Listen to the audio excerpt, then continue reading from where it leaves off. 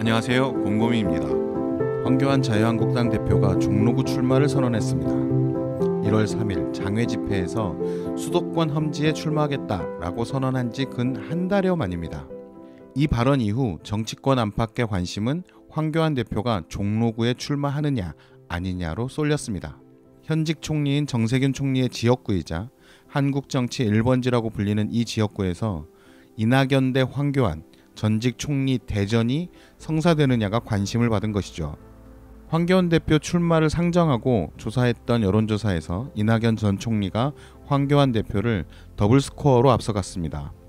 2월 2일 발표된 여론조사 결과에서 이낙연 53.2%, 황교안 26%로 조사됐죠. 민주당은 예상대로 이낙연 총리가 출마를 선언했습니다. 2월 4일 예비후보로 등록했습니다. 새로운 보수당에서는 정문원 전 의원이, 민중당에서는 오인환 서울시당 위원장이 나섰습니다. 남은 것은 자유한국당이었죠. 황교안 대표는 어디를 가나 종로구 출마 압박을 받았습니다. 자유한국당 내에서도 논란이 커졌습니다.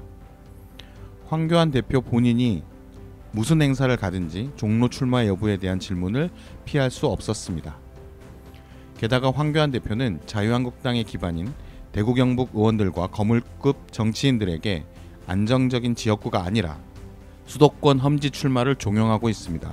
기득권을 내려놓으라는 것이죠. 그러니 황교안 대표가 종로구 승부를 피하면서 다른 의원들에게 기득권을 내려놓으라고 할 수 없는 상황이었습니다.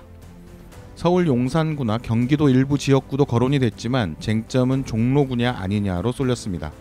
네, 종로구가 아니면 황교안 대표는 승부를 피하는 대표가 되는 모양새가 된 겁니다. 김병준 전 비대위원장 출마도 거론됐지만 황교안이 아니면 자유한국당이 승부를 피하는 것이다 라는 여론이 형성됩니다.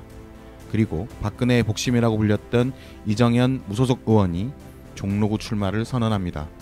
모두가 나서지 않는다, 두려워서 피한다 라고 하면서요. 황교안 대표의 선택은 둘 중 하나였습니다. 아예 불출마를 선언하든지 종로구에서 승부를 보든지. 황교안 대표는 종로구 승부를 선택했습니다. 총선 최대 빅매치가 시작된 겁니다. 그래서 준비했습니다. 오늘의 쟁점 정리는 한국 정치와 선거의 바로미터, 종로구는 어떤 곳인가입니다. 역대 종로구의 선거 결과를 살펴보겠습니다. 종로구는 전통적으로 정치 1번지라 불려왔던 총선 때마다 빅매치가 벌어지는 곳입니다. 여기에서 국회의원을 지냈던 사람 중에 대통령만 3명입니다. 윤보선, 이명박, 노무현. 네, 종로구 국회의원은 단순히 국회의원 300명 중 1명이 아니라 차기 대선 후보군에 들어간다는 말입니다. 비록 당선이 되지 않더라도 출마했던 인물들 상당수가 대선 후보로 나서거나 거론이 되었습니다. 즉, 종로구는 후보가 되는 것만으로도 대선 후보급이 됩니다. 그럼 역대 선거 결과를 살펴보겠습니다. 1987년 민주화 이전까지 종로구의 국회의원은 이종찬이었습니다. 전두환 신군부의 쿠데타 이후 열린 1981년 11대 총선에서 민정당 후보로 당선된 이후 11대, 12대, 13대, 14대까지 내리 사선을 합니다. 민정당 원내총무, 사무총장까지 지냈던 이종찬 의원은 민정당 내에서 노태우 대통령의 차기라고 거론되었던 거물급 정치인이었습니다. 전두환 군사독재 시절의 종로구는 여당의 아성이었던 겁니다. 이번엔 민주화 이후의 선거를 살펴보겠습니다. 지금부터는 흥미롭습니다. 1988년 13대 총선에서 이종찬 민정당 의원에 맞서서 통일민주당, 김영삼의 민주당이죠. 민주당 후보로 김명윤이 나섭니다. 신민주공화당, 그러니까 김종필의 공화당이죠. 공화당 후보로는 정인봉이, 진보정당이었던 한결의 후보로 재정구 후보가 나섭니다. 결과는 이종찬 38%, 김명윤 36.3%, 정인봉 12.3%, 재정구 12.3%로 민정당 이종찬이 승리합니다. 야당의 표가 나뉜 겁니다. 이 선거 이후 1990년 3당 합당이 이루어집니다. 여당이었던 민정당과 김영삼의 민주당, 김종필의 공화당이 하나의 당이 된 겁니다. 한국 정치사에서 가장 중요한 장면 중 하나인 보수 통합이 이루어진 사건이었습니다. 그럼 종로구는 어떻게 될까요? 재정구를 제외한 다른 2명의 후보까지 민자당 소속이 됩니다. 그럼 1992년 다음 선거죠. 14대 총선에서는 누가 이종찬에 대항했을까요? 민주당. 이때 민주당은 김대중 중심으로 창당한 민주당입니다. 민주당에서 김경재 후보가 나섭니다. 요즘 흥행하고 있는 영화 남산의 부장들 보신 분들은 아실지도 모르겠습니다. 박사월이라는 이름으로 김영욱 회고록을 낸 사람이 바로 김경재입니다. 그리고 정주영 현대그룹 회장이 창당한 통일국민당에서 이내흔 후보가 출마합니다. 흥미로운 것은 정주영 회장이 정치를 하겠다고 했을 때 그의 오른팔 격이었던 이명박이 현대를 떠납니다. 그리고 민자당에 들어갑니다. 14대 총선에서는 전국구 후보로 나서서 국회의원이 됩니다. 아무튼 여당인 민자당 이종찬 대 민주당 김경재와 통일국민당 이내흔 3파전이 벌어집니다. 이종찬은 35.5%, 김경재 25.7%, 이내흔 24.4%를 기록합니다. 야당의 표가 갈려서 다시 민정당 이종찬이 사선 의원이 됩니다. 곧바로 1992년 대선이 열립니다. 종로구에서 사선을 했고 민정당 시절 사무총장까지 지내며 노태우의 차기라고 불렸던 이종찬은 대선 후보에 나섭니다. 하지만 대선 후보로 김영삼이 선출됩니다. 이종찬은 민자당을 탈당합니다. 그리고 대선에서 정주영 후보를 지지합니다. 대선에서 김영삼이 당선됩니다. 이종찬은 1995년 민주당에 입당합니다. 이후 정치인 김대중의 신임을 받게 되죠. 김대중 정부 시절엔 정권인수위원장을 맡았고 이후 안기부장이 되고 안기부를 국정원으로 개혁하는 역할을 맡게 됩니다. 아무튼 1995년 민주당 입당 후 1996년 총선에 출마합니다. 민자당 후보로 종로구에서 의원을 지냈던 현역 의원이 야당인 새정치국민회의 후보로 다시 출마한 것이죠. 당시 여당인 신한국당에서는 주목받던 인물이 후보로 나섭니다. 이명박 의원이었습니다. 14대 총선에서 민자당으로 영입돼 전국구 의원이 되었던 이명박은 15대 총선에서 종로구 지역구 후보로 나선 겁니다. 1995년 지방선거에서 민자당 서울시장 후보 경선에 나서기도 했었지만 초선 의원으로 종로구의 다른 의원들에 비하면 정치 신인에 가까웠습니다. 왜냐하면 또 다른 후보가 민주당, 꼬마 민주당이라고 불렸던 통합민주당의 노무현 후보였으니까요. 노무현 후보는 1988년 김영삼의 권유로 통일민주당에 입당해 초선 의원으로 돌풍을 일으킨 인물이었습니다. 50청문회였죠. 1990년 3당 합당에 반대하며 민자당으로 합류하지 않습니다. 그리고 민주당에 합류합니다. 1992년 총선에 부산에서 출마하지만 낙선합니다. 1995년 지방선거에서는 부산시장 후보로 나섰다가 다시 낙선합니다. 국회의원을 딱 한 번 했을 뿐이었지만 워낙 유명했고 이후 정치 행보가 너무 선명하면서 이미 스타 정치인이 된 상황이었죠. 그렇지 않아도 종로구 선거는 주목을 받았는데 이종찬, 노무현, 이명박이라는 1996년 15대 총선은 그야말로 종로구가 최대 격전지로 떠오릅니다. 결과는 어땠을까요? 신한국당 이명박 41%, 새정치국민회의 이종찬 33.6%, 민주당 노무현 17.7%, 또 야당의 표가 갈리면서 여당이 승리합니다. 이 선거에 자민련 후보로 김울동이 나오기도 했습니다. 아버지가 종로구 국회의원이었죠. 김두한. 선거가 끝나고 이명박 후보 선거자금 문제가 터집니다. 이명박 의원은 의원직을 사퇴합니다. 재판에서 당선 무효형이 나오는데 재판 선고가 나오기 직전에 의원직을 사퇴했습니다. 이명박 의원이 사퇴하면서 1998년 재보궐선거가 열립니다. 그 사이 1997년 대선이 있었죠. 정권이 바뀌었습니다. 그 과정에서 노무현은 새정치국민회의에 합류합니다. 그리고 대선 다음 해에 열린 1998년 재보선의 여당인 새정치국민회의 후보로 종로구에 재도전합니다. 당시 한나라당, 신한국당에서 이름을 바꾼 한나라당이죠. 후보는 정인봉입니다. 앞에서 말했던 그 정인봉입니다. 13대 총선에서 공화당 후보였고 14대 총선에서 무소속으로 나왔던 그 인물입니다. 이번에는 신한국당 후보가 됩니다. 당선에 가장 가까이 와 있었습니다. 하지만 상대는 노무현. 선거 결과는 노무현 54.4%, 정인봉 43.5%로 노무현의 승리였습니다. 2년 후인 2000년 총선에서 노무현 의원은 종로구에 출마하지 않았습니다. 이미 스타 정치인이었고 종로구 현역 의원인데다 여당 후보였으니 종로구에 다시 출마하면 당선될 가능성이 높았습니다. 그런데 노무현 의원은 지역주의의 벽을 넘겠다며 부산으로 향합니다. 부산 북강서 을에 새천년 민주당 후보로 낙선합니다. 그럼 2000년 총선에선 누가 나왔을까요? 과거의 인물들이 경쟁합니다. 새천년 민주당에서는 이종찬 후보가, 한나라당에서는 정인봉 후보가 나옵니다. 선거 결과는 정인봉 48.7%, 이종찬 40%, 정인봉이 승리합니다.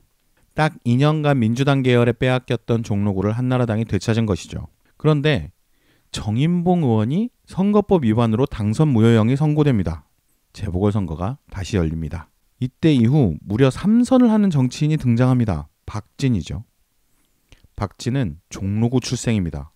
종로구에 출마하는 많은 정치인들이 종로구와의 인연을 얘기합니다. 경기고를 나왔는데 그때는 경기고가 여기 있었다. 서울대를 다녔는데 그때는 서울대가 여기 있었다. 성균관대를 다녔다. 그러고 보니 황교안 대표도 과거 인연을 얘기했네요. 그런데 박진은 종로구 출생입니다. 게다가 경기고 서울대를 나왔고 외무고시에 합격합니다.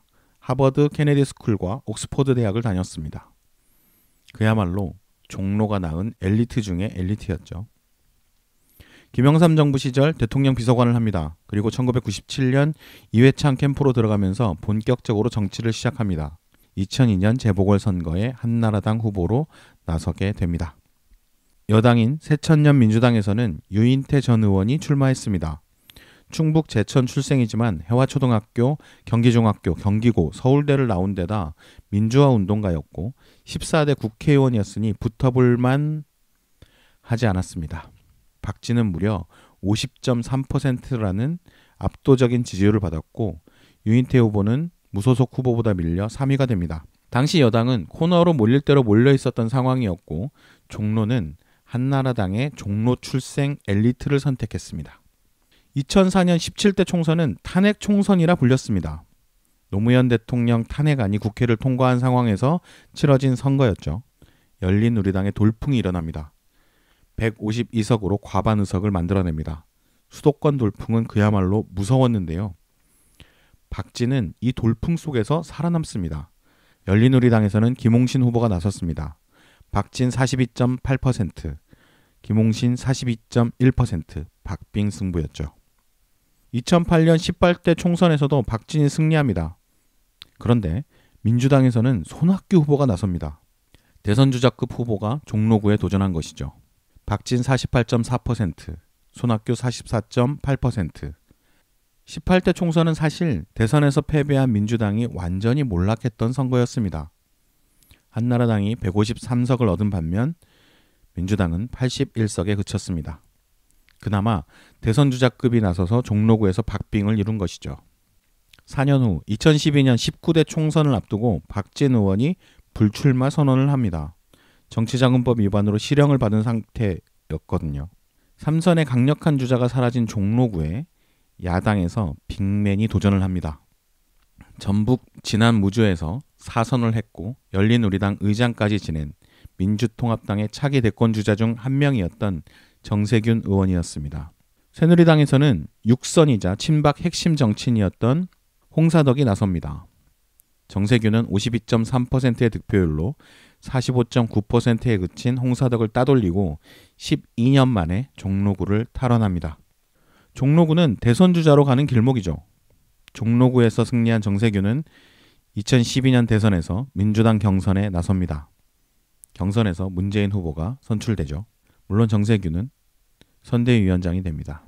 20대 총선에서는 이미 대선주자까지 했던 정세균 현역 의원에 맞서서 새누리당의 차기 대권주자를 노리는 오세훈 전 서울시장이 도전합니다. 선거 결과는 정세균 52.6%, 오세훈 39.7%. 오세훈 전 서울시장은 참패하면서 한동안 정치권에서 찾아보기 힘들었습니다. 종로구의 선거 판도는 그 당시 정치 상황을 잘 보여줍니다. 1988년, 1992년까지 종로구 선거에서 1위는 대의 지지율을 보였습니다. 다자구도였고 그 와중에 여당이 승리했습니다. 야당표가 갈렸으니까요. 이런 경향은 1996년 총선까지 이어집니다. 다자구도에서 여당의 승리. 그런데 1998년 재보궐선거 이후 종로구는 차츰 양강구도가 잡혀갑니다. 종로구는 전통적으로 보수층이 탄탄한 곳으로 알려져 있습니다. 서울의 전통적 부촌이 있는 곳이죠. 그래서 서민층이 모여있는 동네에서는 민주당 계열이, 부촌에서는 자유한국당 계열의 투표 성향이 매우 분명하게 나타납니다. 1987년 민주화 이후 재보궐선거까지 총 10번의 국회의원 선거가 있었는데요. 자유한국당 계열이 7번을, 민주당 계열이 3번을 이겼습니다.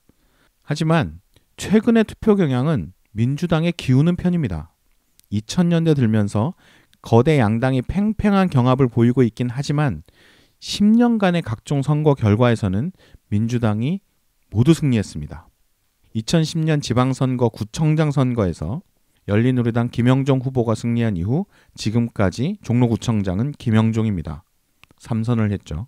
2010년 선거에서 48.36%, 2014년 선거에서 55.51%, 2018년 선거에서 64.37%를 득표했습니다. 10년간 2번의 총선은 정세균의 승리였습니다. 득표율을 볼까요? 2012년 19대 총선 52.3%, 2016년 20대 총선 52.6%로 계속 50% 이상의 득표율을 보였습니다. 2번의 대선에서도 민주당이 우세합니다. 2012년 대선에서 문재인 후보가 51.65%를, 박근혜 후보가 48.35%를 기록했습니다.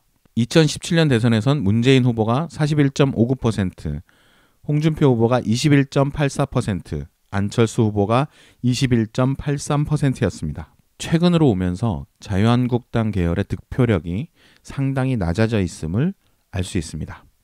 최근 여론조사에서 이낙연 전 총리가 황교안 대표를 압도하는 것은 단순히 인물 간의 대결로만 볼 수 없는 것이죠. 종로구의 최근 정치 지형을 보여준다고 할 수 있습니다. 어찌되었든 황교안 대표는 종로구 출마를 선언했습니다. 이렇게 된 이상 선거를 치러야죠.